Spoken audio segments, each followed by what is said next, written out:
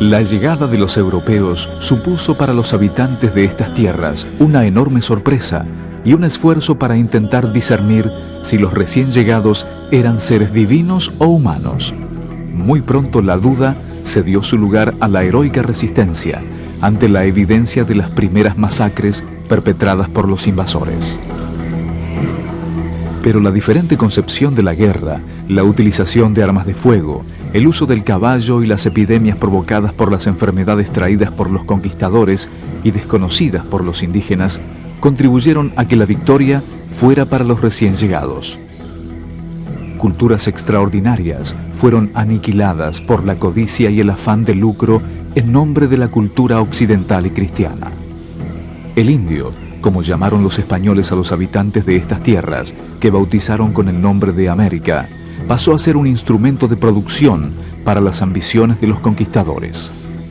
En algunas regiones, como las zonas mineras de México y el Alto Perú, la explotación fue tan despiadada que determinó la casi extinción de la población local y los conquistadores debieron recurrir a la introducción de mano de obra esclava proveniente de África.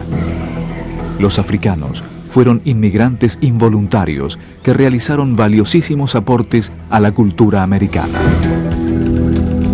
La mayor parte del actual territorio argentino había sido una zona marginal del Imperio Español. Estas tierras, a diferencia de las regiones de México o Perú, carecían de metales preciosos o productos de interés para la metrópoli y quedaron fuera de las rutas comerciales establecidas por el imperio para el comercio transatlántico. La actual Argentina pertenecía al Virreinato del Perú. Durante siglos, los intereses de los comerciantes de Lima determinaron la política española para estos territorios. Los intereses del comercio peruano y los del gobierno español se complementaban. La corona aplicaba su política mercantilista prohibiendo el tráfico de ultramar hacia Buenos Aires. La apertura de un puerto en Buenos Aires significaría un vuelco de todo el comercio del territorio hacia esta zona, en detrimento de los intereses limeños. Pero España había impuesto un rígido monopolio comercial que impedía a las distintas regiones comerciar entre sí o con otra potencia que no fuera el propio Imperio Español. Esta situación estrangulaba el desarrollo económico de esta región, incluida en el sistema colonial, pero marginada de los mercados por las distancias y las arbitrarias ordenanzas reales. Esto encarecía enormemente el costo de los productos, ya que la metrópoli actuaba como intermediaria entre los países productores, como Inglaterra y Francia, y los consumidores de estas regiones. Asimismo, los productores americanos no podían vender sus materias primas a los compradores europeos. Prohibirle a Buenos Aires comerciar directamente con Inglaterra, principal compradora y proveedora de la colonia, significaba robarle la casi totalidad de los beneficios producidos por el comercio internacional. Esta situación fue provocando el surgimiento de una rentable actividad económica ilegal que se irá transformando prácticamente en la base de la economía rioplatense: el contrabando. En 1680, los portugueses fundaron frente a Buenos Aires el puerto de Colonia del Sacramento, que se transformará en una base privilegiada del comercio ilegal. Impulsado por portugueses e ingleses, el contrabando será un grave problema para la corona española. El rey Carlos III de España estaba decidido a optimizar la administración de las colonias y a centralizar el poder. En este contexto, se produjo en 1767 la expulsión de los jesuitas ante la preocupación por la autonomía que habían adquirido los territorios administrados por la Compañía de Jesús. En nuestro territorio, las misiones jesuíticas se instalaron en la región mesopotámica, habitada por los guaraníes. Se produjo un proceso de transculturación en el cual los guaraníes fueron perdiendo su identidad cultural y se vieron obligados a asimilar la cultura y la religión impuesta por los jesuitas. Dentro de las misiones, se les daba a los indígenas un trato más humanitario que en el resto del territorio colonizado y estaban a salvo de la esclavitud y de los servicios personales. La división de la tierra comprendía una parcela individual cultivada por los jefes de familia y una zona común para la explotación comunitaria. Las misiones gozaban de una amplia autonomía económica y administrativa y los colonos españoles no podían ingresar a ellas. El auge del contrabando fue uno de los motivos que llevó al monarca Carlos III a tomar la decisión de crear en 1776 el Virreinato del Río de la Plata y designar a don Pedro de Ceballos como primer virrey de estas tierras. La inclusión del Alto Perú con las minas de Potosí garantizó los recursos necesarios para sostener a la nueva estructura administrativa. La implantación del virreinato significó el predominio de los intereses portuarios de Buenos Aires sobre los del resto del territorio virreinal. La economía del interior se basaba en el trabajo agrícola y la industria doméstica, que alcanzaba para abastecer al mercado interno. La riqueza de Buenos Aires era comercial y reposaba sobre el intercambio de materias primas. En la pampa interminable, las vacas y caballos dejados por Pedro de Mendoza se habían multiplicado por miles y constituían por sí mismos la verdadera riqueza de estas tierras. La actividad económica casi exclusiva fue la ganadería, con su escasísima demanda de mano de obra e inversión. Bastaban un capataz y 10 peones para cuidar 10.000 cabezas de ganado vacuno. La capital se transformó en el centro del comercio ultramarino y creció enormemente el poder y la influencia de los comerciantes intermediarios porteños.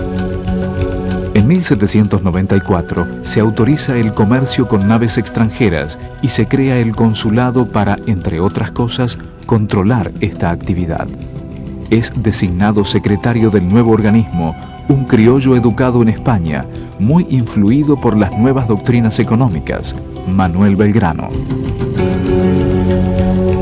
También serán órgano de difusión de las nuevas ideas, los periódicos que comienzan a circular en Buenos Aires. En 1801, Francisco Cabello funda el Telégrafo Mercantil y al año siguiente, Hipólito Vieites publica el Semanario de Agricultura, Industria y Comercio. Tenés la serie de los periódicos de ese momento que tienen una fuerte impregnación economicista, en tanto el eje de todo esto es el logro de la apertura de los ríos y de un relativo ablandamiento en el monopolio español, que va creciendo desde fines del siglo XVIII hasta, digamos, en 1810, ¿sí?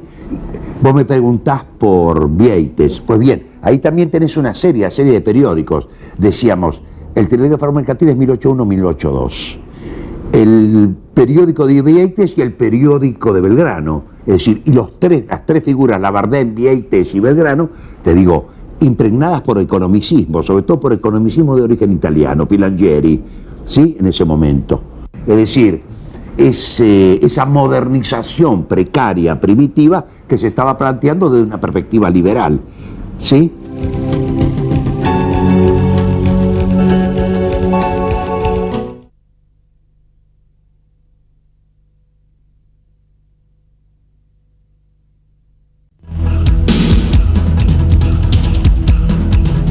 Para Inglaterra, el siglo XVIII estuvo marcado por grandes transformaciones económicas.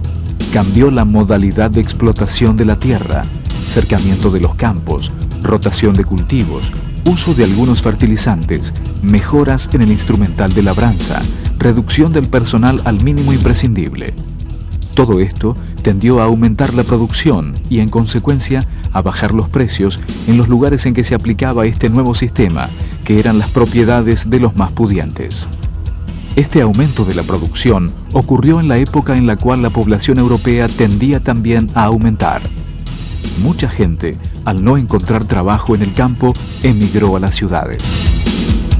A pesar del descenso de los precios, el aumento de la producción enriqueció a los grandes terratenientes, hasta que llegó el momento en que les fue prácticamente imposible seguir reinvirtiendo las ganancias en sus posesiones agrícolas.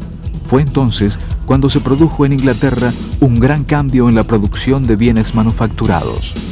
Durante el siglo XVIII, las carencias técnicas que impedían o dificultaban la producción habían representado desafíos a las mentes ágiles y prácticas de muchos británicos.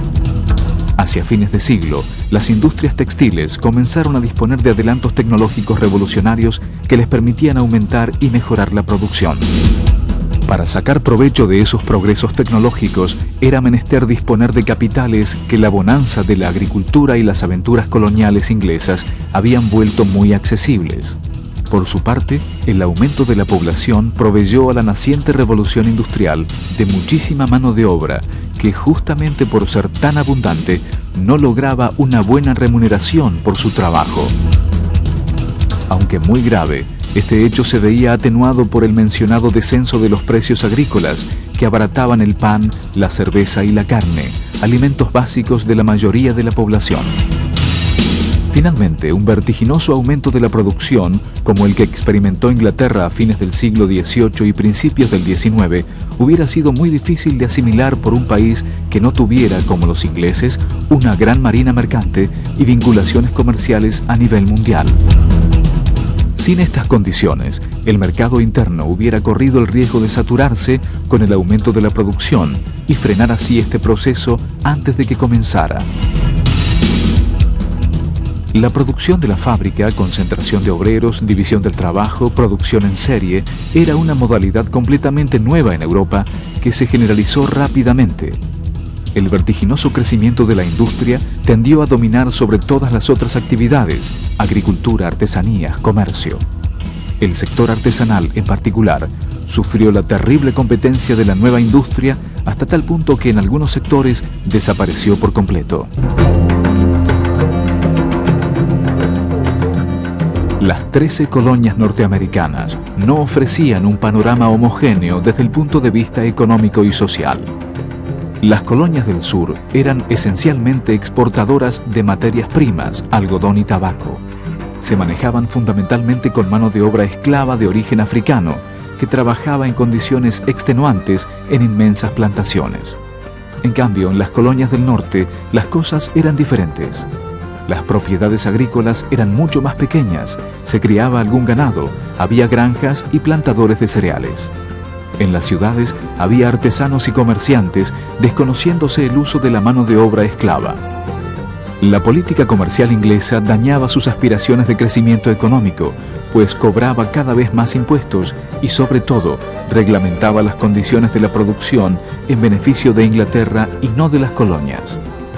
El descontento de los colonos se canalizó a través de protestas e incidentes, ya que estos sostenían que, si pagaban impuestos, debían estar representados en el Parlamento.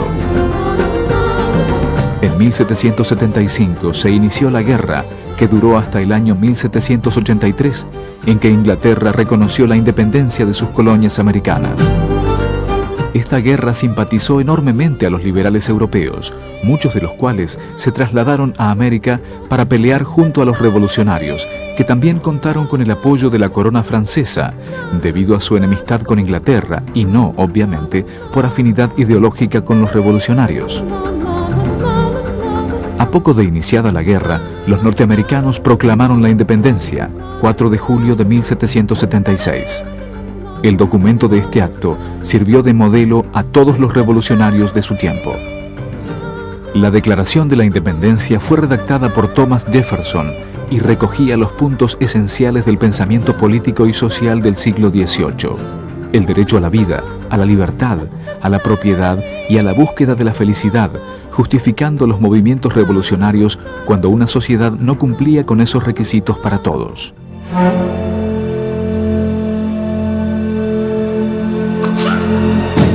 Las reformas borbónicas, con su afán centralizador y recaudador, significaron un aumento de la opresión de los indígenas.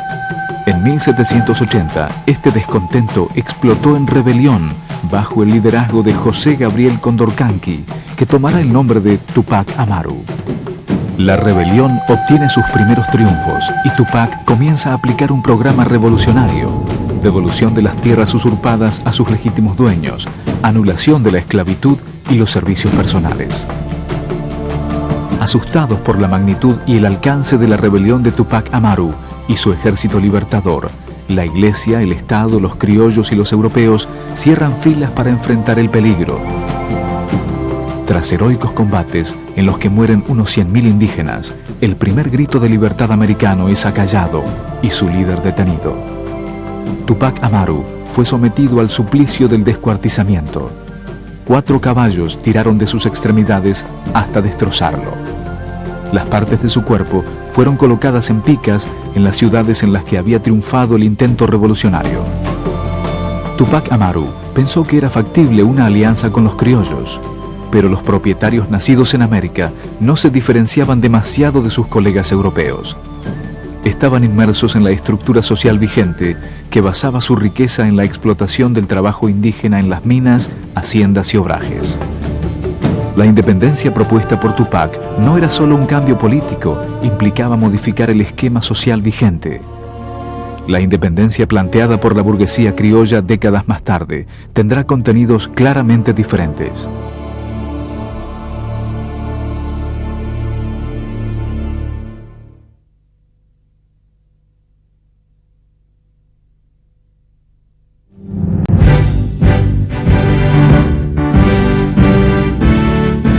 Con la Revolución Francesa, iniciada en 1789, comienza en Occidente la Edad Contemporánea. El siglo XVIII europeo fue el de la Ilustración, la enciclopedia y el encumbramiento de Inglaterra como gran potencia colonial, comercial y mundial. Este mundo nuevo produjo la caída del viejo. Por ello, el siglo XVIII fue también el del hundimiento del antiguo régimen, de la sociedad estamental, de los gremios y de una economía basada en la producción agrícola. La Revolución Francesa significó el principio del fin del absolutismo monárquico y el triunfo de los principios de soberanía popular y división de los poderes. Muchos son los que vieron en la Revolución el triunfo de las ideas de la burguesía, identificada con las ideas liberales, ideas basadas en la defensa de las libertades individuales, en el derecho de cada hombre a ejercer sus derechos esenciales, la libertad de expresión, de comercio, el derecho a la propiedad y a la seguridad. Por primera vez se proclamó la existencia de los derechos que todo hombre posee como hombre y como ciudadano, a partir de un principio hasta ese momento desconocido, la igualdad ante la ley. De todas las revoluciones contemporáneas, la francesa fue el único gran movimiento de ideas que produjo un efecto real sobre todo el mundo. Junto con la Revolución norteamericana, la Revolución francesa impuso el constitucionalismo. Al imponer los principios de soberanía popular y abolir la monarquía, Francia quedó enfrentada a toda la Europa monárquica. Así comenzó una prolongada guerra que se extendería por 23 años. Para hacer frente a tan formidable enemigo, fueron movilizados los sectores populares urbanos que con los jacobinos llegaron a tener presencia en el gobierno revolucionario. En 1794, desaparecido el peligro de una derrota, la alta burguesía, integrada por grandes comerciantes, financistas, banqueros y propietarios de industrias, se hizo cargo del poder. Fue la alta burguesía la que recurrió a Napoleón Bonaparte en 1799. Napoleón se autocoronó emperador en 1804 y continuó con la expansión militar francesa. La política expansionista napoleónica debía enfrentarlo a Inglaterra, que no podía tolerar en plena revolución industrial la pérdida de todo el mercado europeo. En 1804 recomenzó la guerra entre España e Inglaterra. Un año después, la flota española es destruida por los británicos en la célebre batalla de Trafalgar. Inglaterra era la indiscutida reina de los mares y se lanzaba a la conquista de mercados para los productos de la revolución industrial.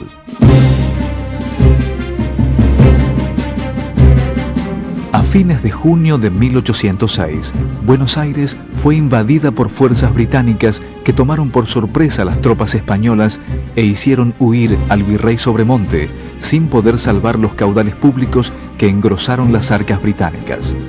El jefe de las fuerzas ocupantes, William Carr Beresford, se apresuró a decretar la libertad de comercio y redujo los derechos de aduana. La mayoría de la población, que era hostil a los invasores y estaba indignada por la ineptitud de las autoridades españolas, decidió prepararse para la resistencia. El jefe del fuerte de la Ensenada de Barragán, el marino francés Santiago de Liniers, se trasladó a Montevideo y organizó las tropas para reconquistar Buenos Aires. 8 días después del desembarco, Liniers y su gente obligaron a Beresford a rendirse el 12 de agosto de 1806. ante la ausencia del virrey Sobremonte, un cabildo abierto otorga a Liniers el mando militar de la ciudad. Esta medida era claramente revolucionaria. El cabildo pasaba por encima de la voluntad del virrey. Frente a la posibilidad de una nueva invasión, los vecinos se movilizaron para la defensa, formando las milicias ante el fracaso de la tropa regular española. Todos los habitantes de la capital se transformaron en milicianos. Los nacidos en Buenos Aires formaron el cuerpo de patricios, en su mayoría eran jornaleros y artesanos pobres. Los del interior, el de arribeños, porque pertenecían a las provincias de arriba, compuesto por peones y jornaleros. Los esclavos e indios, el de pardos y morenos. Por su parte, los españoles se integraron en los cuerpos de gallegos, catalanes, cántabros, montañeses y andaluces.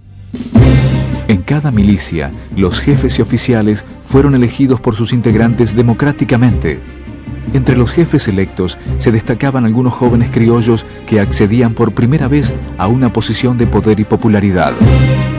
Allí estaban Cornelio Saavedra, Manuel Belgrano, Martín Rodríguez, Hipólito Vieites, Domingo French, Juan Martín de Pueyrredón y Antonio Luis Beruti.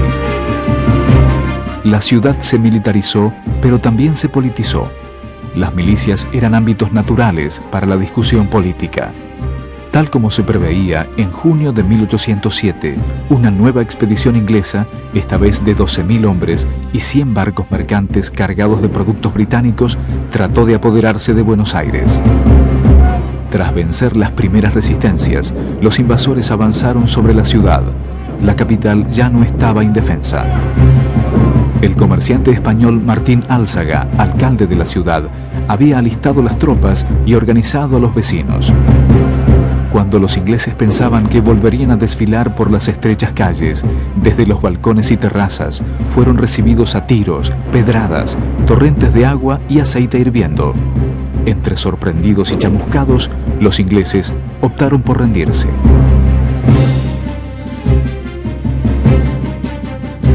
En 1808, Napoleón invade España y obliga a abdicar al trono sucesivamente a Carlos IV y a su hijo Fernando VII a favor de José Bonaparte, hermano del emperador, apodado Pepe Botellas, por su afición al buen vino.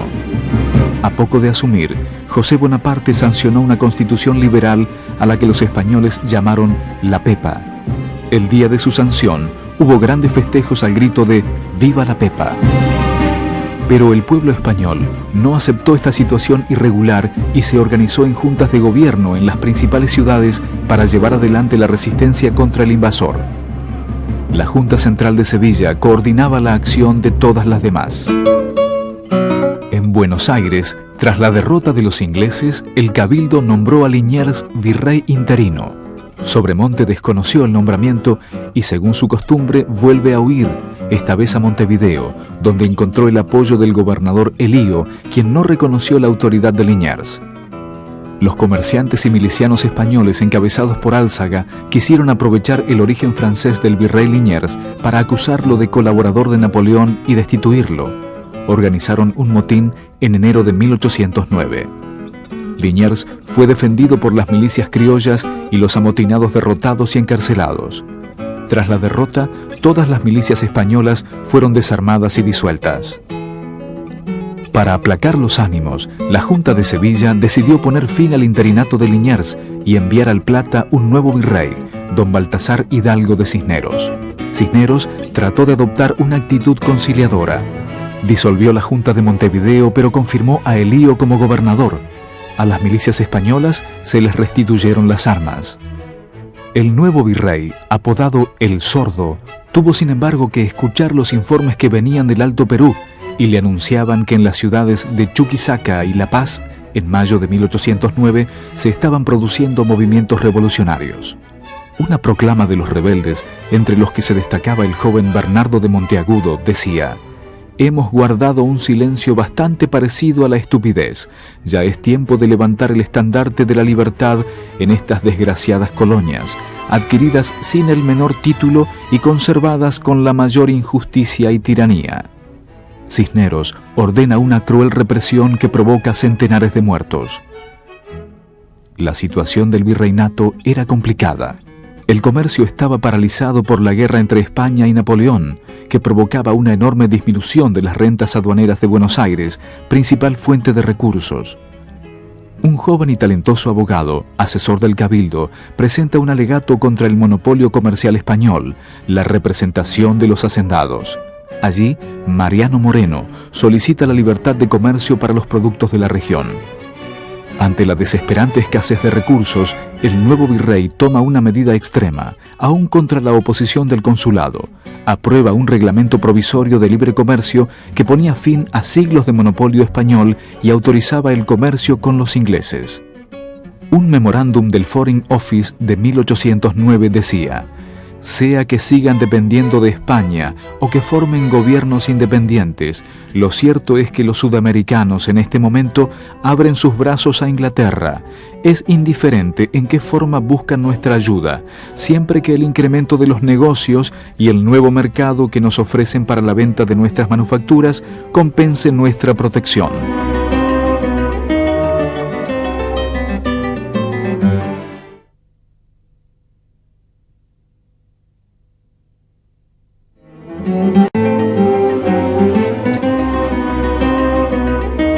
Recién a mediados de mayo de 1810 se conoce en Buenos Aires la noticia de la caída de la Junta Central de Sevilla, último bastión del poder español en manos de las tropas napoleónicas.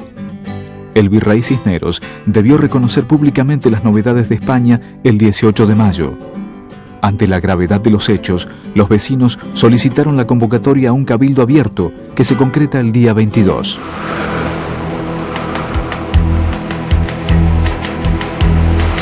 Entre los 250 asistentes se destacan dos oradores. El obispo Benito Lué expuso la postura más conservadora. Mientras haya un español en América, este tendrá autoridad sobre los americanos, dijo. El joven Juan José Castelli le contestó que al desaparecer la autoridad real, la soberanía vuelve al pueblo y llamó a crear una junta de gobierno siguiendo el modelo español. La soberanía ya no radica en el monarca, sino que la soberanía, es decir, el poder político, radica en la gente, en la sociedad.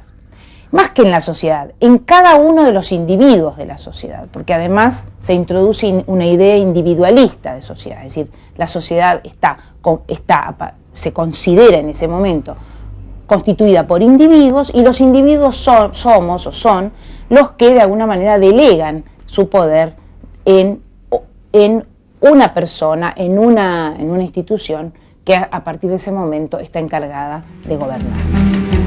Finalmente, el jefe de los patricios, Cornelio Saavedra, propuso la destitución del virrey y que el cabildo formase una junta de gobierno.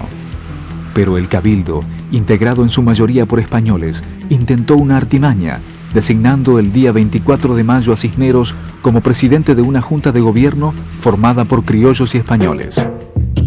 Desde la mañana del 25, grupos de vecinos, con paraguas o sin paraguas, se congregaron en la plaza frente al cabildo con el apoyo activo de los milicianos encabezados por French y Beruti, quienes además de las míticas cintitas llevaban sus armas reglamentarias.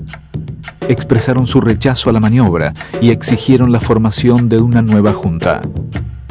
La primera junta de gobierno quedó integrada por Cornelio Saavedra como presidente y los abogados Mariano Moreno y Juan José Paso como secretarios.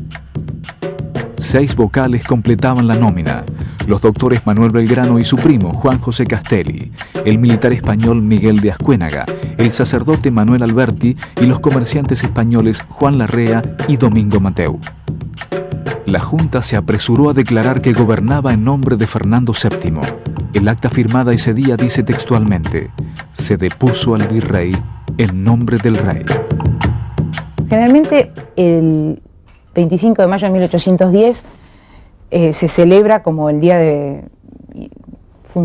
fundación de nuestra patria, y bueno, creo que eso no está mal en tanto celebración, pero muchas veces nos preguntamos, bueno, ¿de qué patria estamos hablando? Y tendemos a asociar la idea del nacimiento de la patria con la idea del nacimiento de la Argentina o de la República Argentina, cuando en realidad es difícil pensar en la República Argentina en 1810. cuando en realidad no existía la Argentina tal como la entendemos hoy, tampoco existía Bolivia, ni Paraguay, ni Uruguay, sino que todas estas, lo que hoy son estas repúblicas, formaban parte del Virreinato del Río de la Plata. La Revolución de Mayo comienza tratando de ser algo muy distinto de una revolución, la adaptación de un sistema legal a una situación nueva, de tal manera que todo aquello que podía invocar una ligazón con ese sistema legal tenía evidentemente premio. Y eso es lo que se nota acerca de las discusiones de las que conocemos muy poco, por un acta muy concisa del Cabildo del 22 de mayo de 1810. Ahí hay una preocupación muy grande por vincular lo que se está haciendo a una tradición española, pero no es una tradición doctrinaria, no es una tradición ideológica, es simplemente una normativa legal que se declara de manera un tanto imperativa, diría yo, un tanto quizás arbitraria, que prevé la situación existente, que le da una cierta solución. La Revolución de Mayo es una revolución democrática, no separatista. En este sentido comparto la tesis de Alberdi. Alberdi decía que la Revolución de Mayo era un momento de la Revolución Americana y esta a su vez era un momento de la Revolución Española, desatada el 2 de mayo de 1808, y la Revolución Española a su vez un momento de la Revolución Europea, de la cual la más importante había sido la Revolución producida en Francia en 1789. Creo que esto es importante porque esto explica por qué la independencia se declara 6 años después, cuando la situación internacional era mucho más grave y más hostil que en 1810.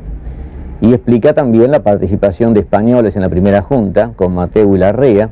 Bueno, me parece que de Moreno sí sale una propuesta ideológica fuerte, no creo que de Saavedra, ¿no? Pero de Moreno sí sale una propuesta ideológica fuerte que tiene que ver con entender lo que había pasado, que era, a ver si puedo decirlo más claramente, entender lo que ocurrió el 25 de mayo, que en realidad fue un hecho bastante sorpresivo, que nadie tenía previsto ni nadie buscó, entenderlo como el comienzo de una revolución. Es una revolución que quienes la hicieron no sabían que estaban haciendo, pero que Moreno empezó a darle el sentido de revolución. El 27 de mayo, la Junta envió una circular a las autoridades provinciales en la que informaba sobre la formación del nuevo gobierno y solicitaba el envío de diputados para que se incorporaran a la Junta según su orden de llegada a Buenos Aires. El Virreinato del Río de la Plata había reunido a regiones con realidades geográficas, económicas y culturales diferentes que parecían unidas por la dominación española. Las luchas por la emancipación descubrirán otra realidad. La unión entre las distintas regiones y sociedades era muy débil.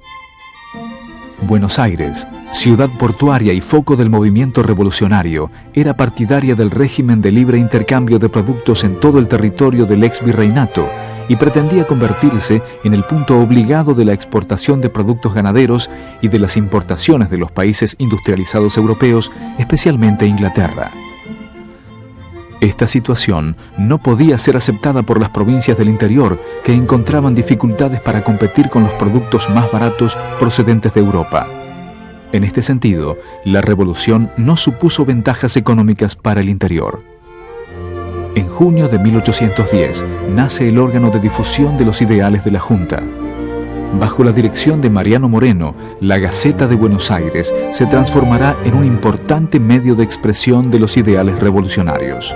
Aparece Moreno como la figura central que prácticamente controla el gobierno con un gran ímpetu y que sostiene en algunos artículos de la Gaceta que hay que prevenirse contra el extranjero o en algunos artículos del plan o en una parte del plan de operaciones de que debe actuarse con suma prudencia con respecto a las relaciones con Gran Bretaña, vista el sometimiento en que Gran Bretaña tiene a Portugal, por ejemplo, y consiguientemente a Brasil.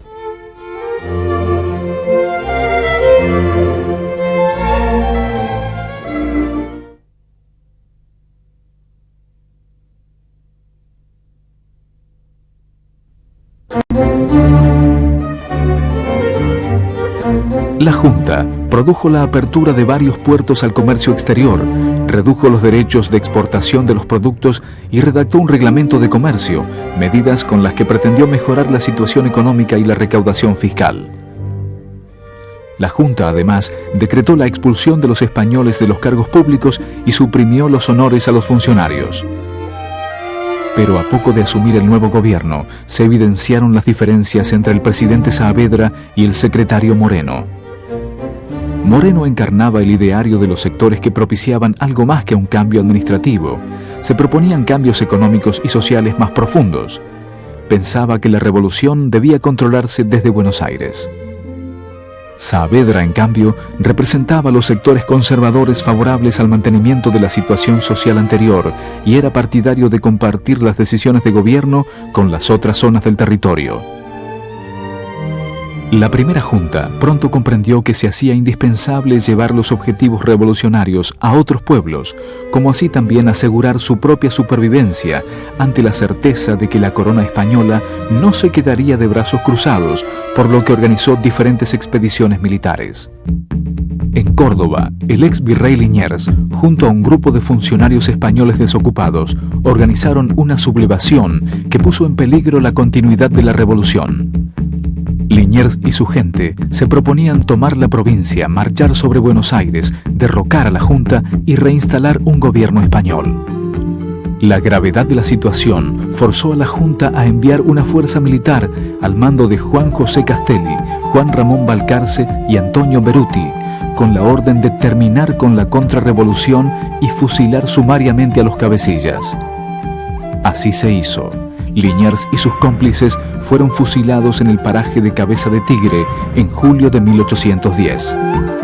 Este episodio terminó de decidir a las autoridades de la Junta de la necesidad de imponer la revolución por las armas.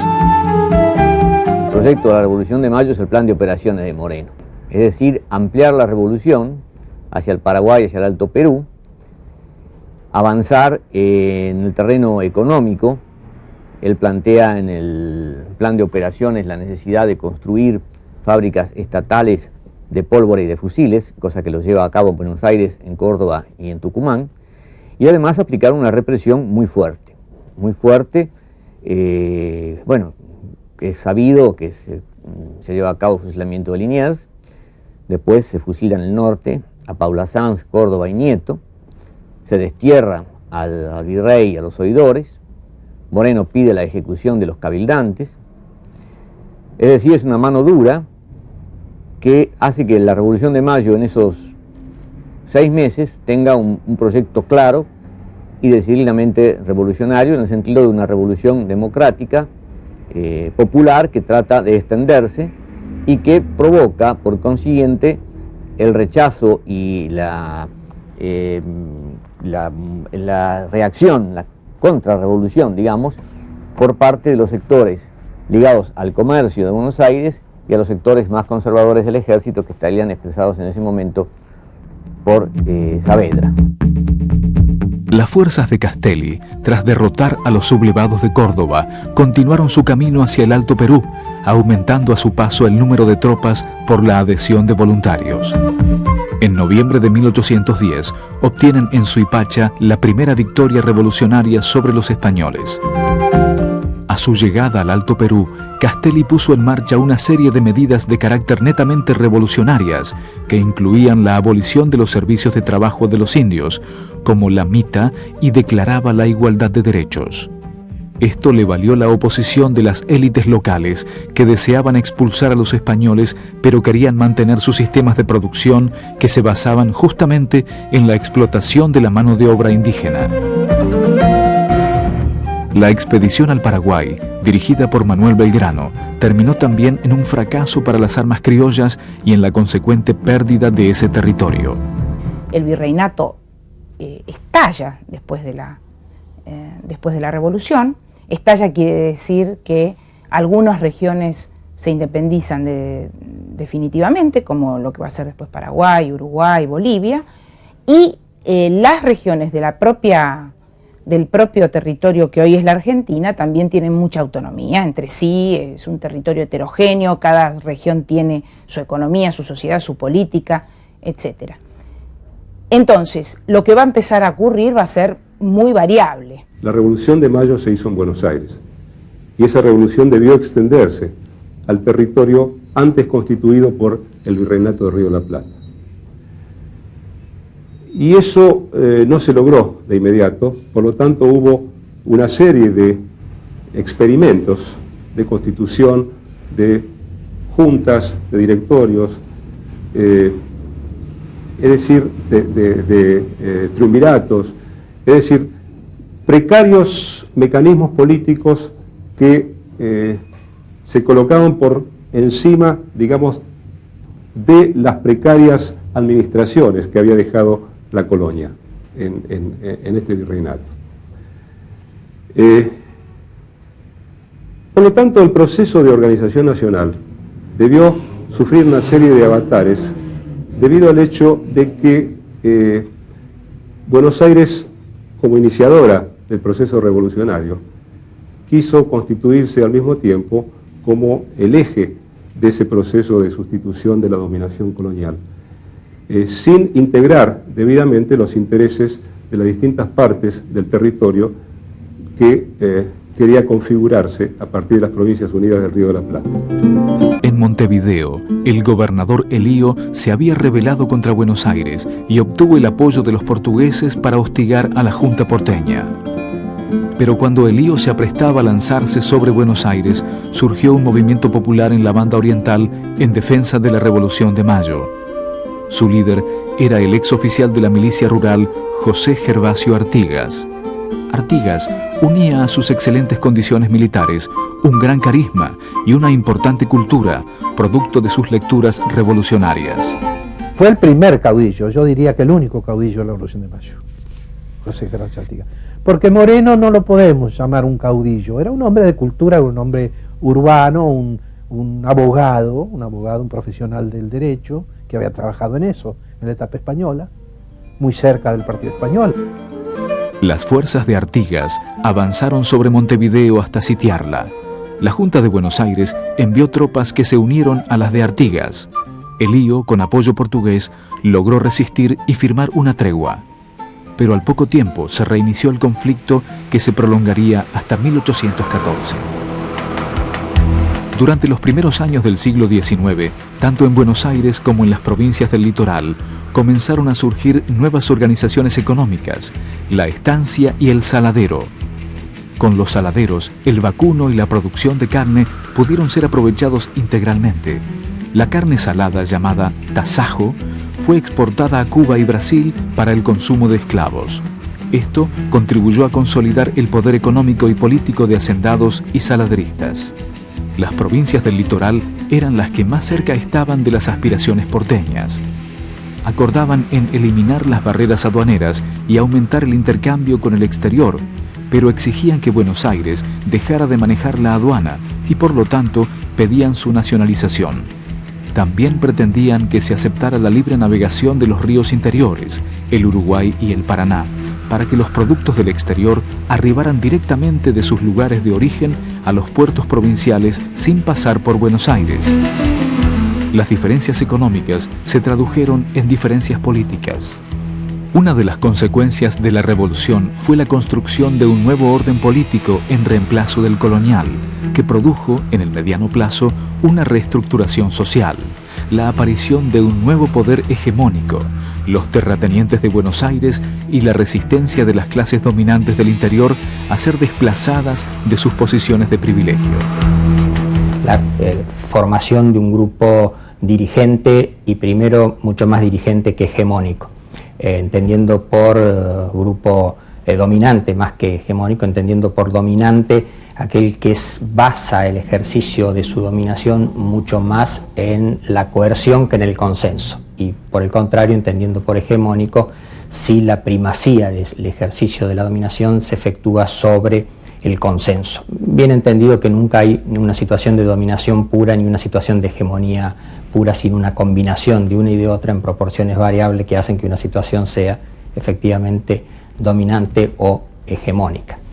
Y una característica en Argentina, como buena parte de América Latina, es que estos grupos comienzan efectivamente a visualizarse como tales sobre el final de la dominación colonial, lo que la historiografía tradicional llamó los criollos, y que en realidad alude a un colectivo social bastante bien definido. En primer lugar, comerciantes, burócratas, profesionales, a los que en el caso rioplatense, en el caso argentino y en particular en el rioplatense, habrá que añadir a partir de los años 1810, 1820, el de los propietarios de tierras, los terratenientes.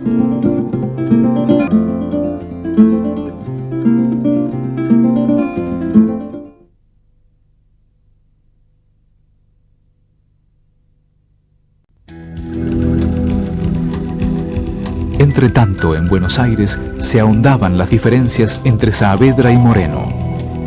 Moreno, preocupado por los sentimientos conservadores que predominaban en el interior, entendió que la influencia de los diputados que comenzaban a llegar sería negativa para el desarrollo de la revolución y se opuso a su incorporación al Ejecutivo. Triunfó la posición encabezada por Saavedra y Moreno se vio obligado a renunciar y a alejarse del país, encabezando una misión diplomática en diciembre de 1810. Morirá misteriosamente en alta mar el 4 de marzo de 1811. Saavedra lanzará su famosa frase: «Hacía falta tanta agua para apagar tanto fuego». Y bueno, rápidamente no nos impliquemos en la posibilidad de que haya sido envenenado, pero desaparece del mapa. El mismo hecho de mandarlo a Europa es sacarlo de la escena de la cuestión. Tras la renuncia de Moreno, los diputados provinciales se incorporan a una junta grande. El deán Funes, representante de Córdoba, lideró a los sectores que no estaban de acuerdo con los cambios radicales propuestos por los morenistas y se alió con los saavedristas, cuya tarea más importante fue la elaboración del reglamento del 10 de febrero de 1811, por el cual se creaban juntas provinciales de gobierno en las intendencias, presididas por sus respectivos gobernadores intendentes, las que se ocuparían de todos los asuntos públicos, aunque subordinadas a la Junta Superior, esto es, a la Junta Grande. Por cierto, dicho instrumento de gobierno mostraba a las claras la subordinación a Buenos Aires, lo que disgustó a muchos hombres del interior. Pero la Junta Grande estaba muy complicada en sus luchas internas, lo que la tornaba sumamente ineficiente. Castelli había pactado una tregua de 7 meses con los españoles, que fue aprovechada por el jefe de estas fuerzas, Goyeneche, para reorganizarse y derrotar finalmente en junio de 1811 en Huaki a las tropas patriotas. El desastre de Huaki implicó de hecho la pérdida del Alto Perú, con sus recursos minerales y la ocupación de Salta y Jujuy por los españoles. La derrota desprestigió aún más a la Junta Grande. Los saavedristas perdieron peso político y se decidió modificar la estructura del gobierno, creando un ejecutivo de 3 miembros. El triunvirato quedó integrado por Juan José Paso, Feliciano Chiclana y Manuel de Zarratea. Bernardino Rivadavia ocupó el cargo de secretario y será el ideólogo del nuevo gobierno. La confusión política fue en aumento. No quedaban claramente delimitadas las funciones de la Junta Grande, el triunvirato y el cabildo. Por iniciativa de Rivadavia fueron disueltas las juntas provinciales y hasta la propia Junta Grande. Entretanto, Manuel Belgrano, camino a hacerse cargo del Ejército del Norte, hizo formar a sus tropas frente a una bandera celeste y blanca a orillas del río que a partir de entonces se llamaría Juramento. Comunicó su acción a las autoridades descontando la aprobación del triunvirato. Sin embargo, el cuerpo ejecutivo le responde en estilo rivadaviano, que espera que repare tamaño desorden y le ordena deshacerse de la bandera y volver a utilizar la española. Belgrano, indignado, obedece las órdenes.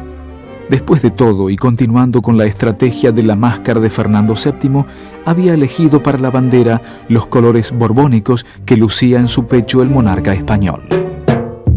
A principios de marzo de 1812 llega a Buenos Aires el teniente coronel don José de San Martín, acompañado por los oficiales Carlos María de Alvear y José Sapiola, entre otros.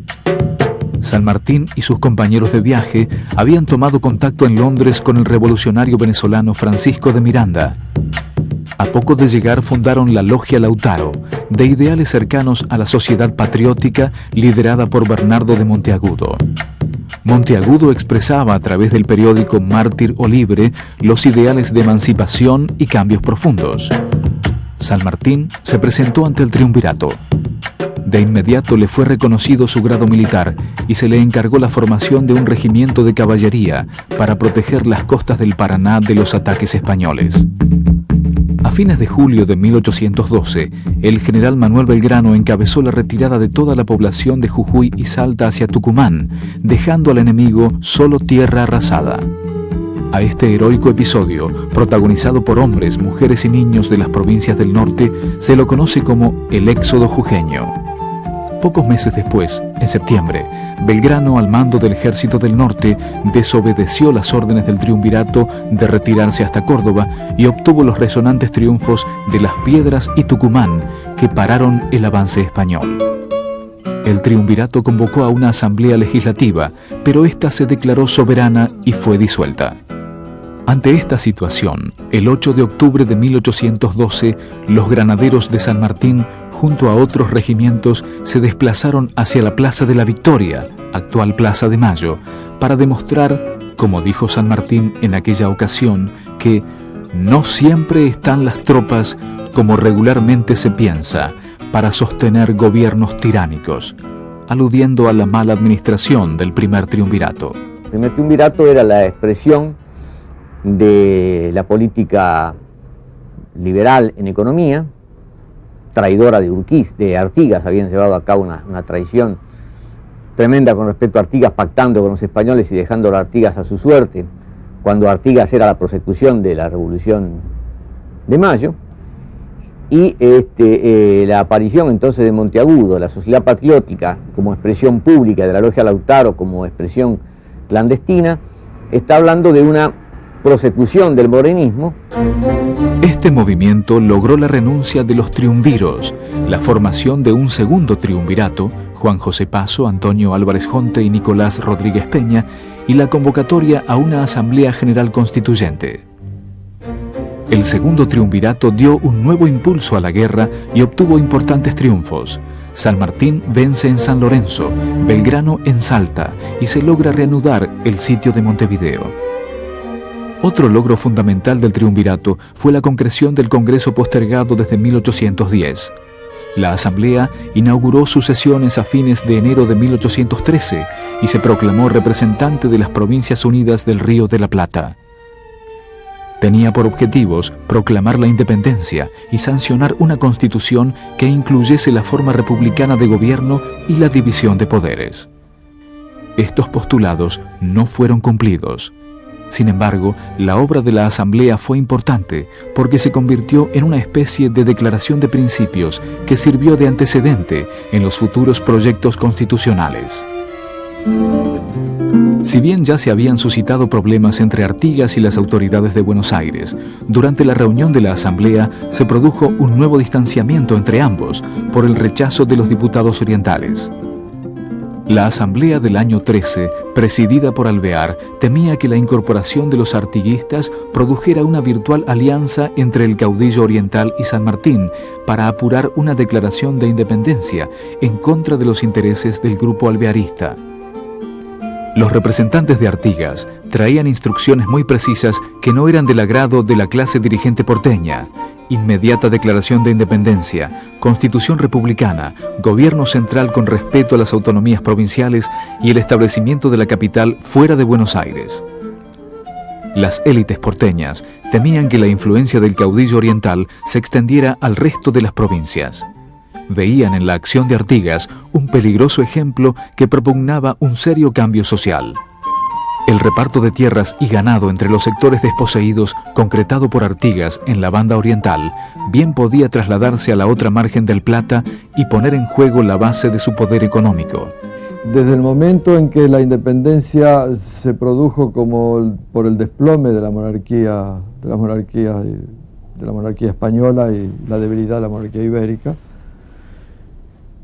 los principales grupos dirigentes de las ciudades, de las principales ciudades iberoamericana se encontraron con el problema de la necesidad de garantizar la continuidad de un orden social legítimo para poder seguir viviendo, comerciando, traspasando bienes por herencia, etcétera, para que estas sociedades no cayeran justamente en la anarquía. De hecho, todo el núcleo de las familias dominantes de Buenos Aires que formaron parte de la interpretación no solo tradicional de la historia, sino incluso del imaginario social argentino, los Anchorena, los Santa Coloma, los Álzaga, los Unzué, los Sáenz Valiente, Pueyrredón, Alvear, etc.